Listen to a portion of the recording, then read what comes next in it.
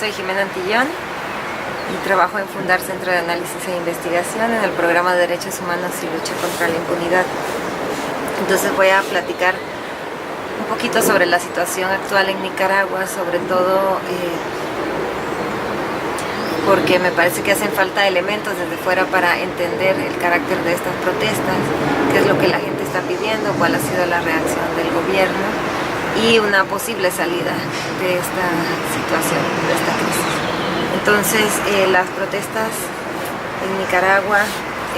se desataron el 18 de abril de este año a partir de un decreto a la ley del Seguro Social que aumentaba las cuotas patronales, las cuotas de los trabajadores y también aumentaban los impuestos a las personas mayores que ya están pensionadas. Entonces esto generó una serie de protestas, sobre todo de estudiantes en las calles, y fue la respuesta del gobierno a estas protestas, que fue una respuesta terriblemente represiva y sangrienta, que generó una indignación tal que otros sectores empezaron a salir y a manifestarse. Entonces, de una demanda que podría haber sido planteada en otro escenario y que podría haber sido revertida, se escaló a una protesta de dimensiones actualmente nacionales debido a la respuesta represiva del Estado. Hasta la fecha hay más de 200 personas que han sido ejecutadas, tanto la Comisión Interamericana de Derechos Humanos como Amnistía Internacional en unos informes recientes a partir de las visitas en el país documentaron patrones de ejecuciones por francotiradores que son disparos a matar con armas de alto calibre, es decir, son ejecuciones extrajudiciales. Además se han documentado casos de tortura y desapariciones de personas. Esta represión está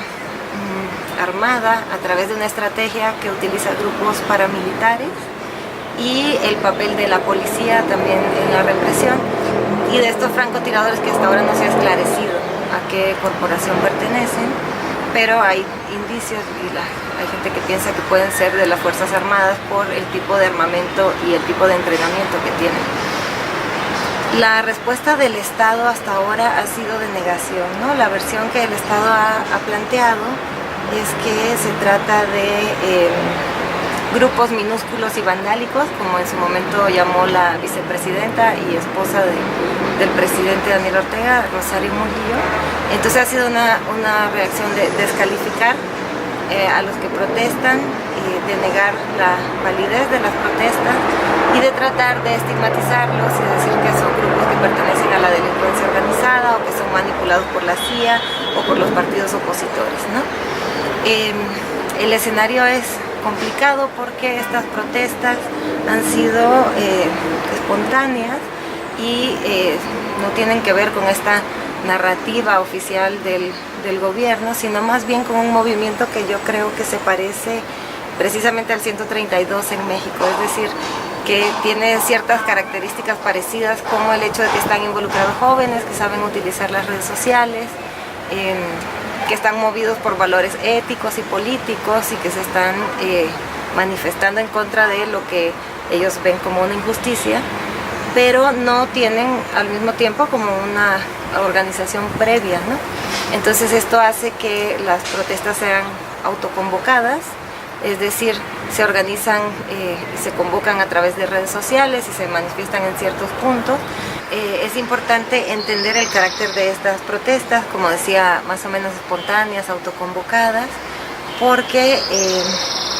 esto tiene que ver con una posible salida política, es decir,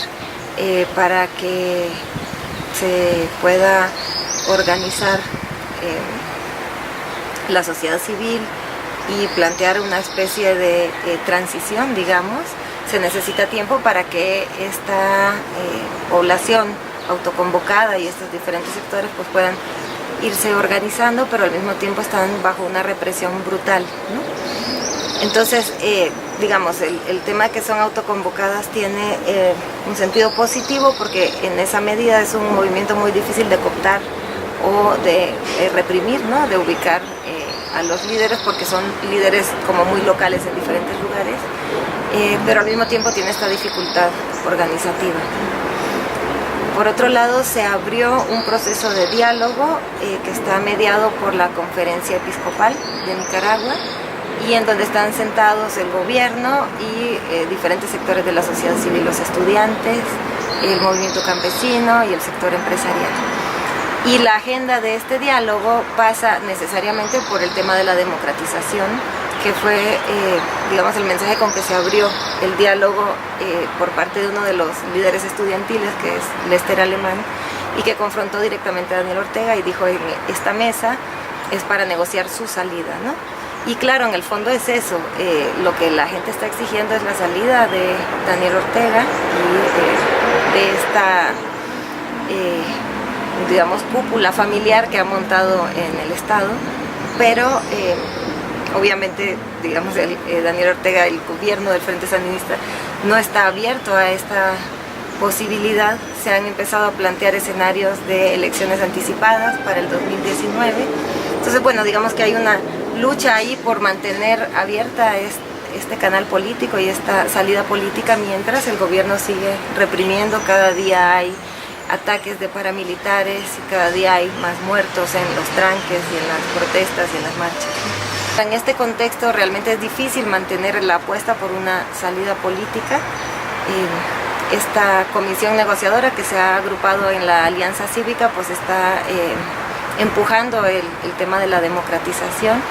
pero en ese sentido es fundamental la observancia y la presión internacional. Y yo creo que ahí sí hay que decir que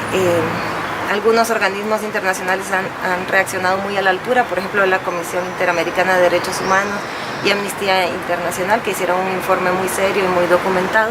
pero hemos visto que otros sectores de la izquierda latinoamericana e internacional les ha costado mucho trabajo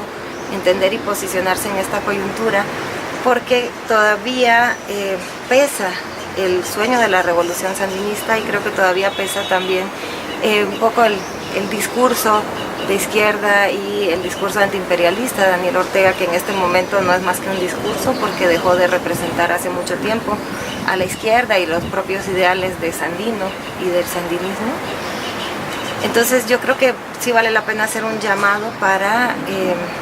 abrirse a la información, para entender, es decir, para salir de este marco muy polarizado, incluso heredero de la Guerra Fría, en donde teníamos,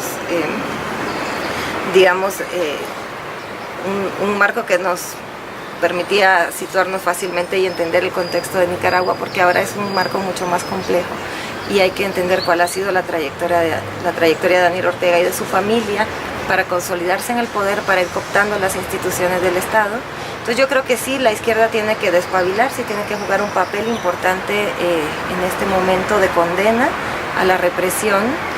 y por empujar una salida política, porque nos urge parar la represión y nos urge parar esta masacre.